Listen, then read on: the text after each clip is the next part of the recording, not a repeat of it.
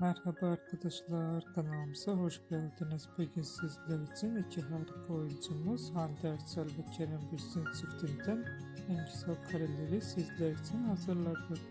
Kerem Bürsin ve Hande Erçel çifti Sen Çal Kapımı dizisinde Eda ve Serkan karakterlerine hayat vermiştiler. Herkes gibi biz de onları birbirine yapıştırıyoruz. Bizi sizler için umarım en güzel ve en romantik karelerini hazırladık.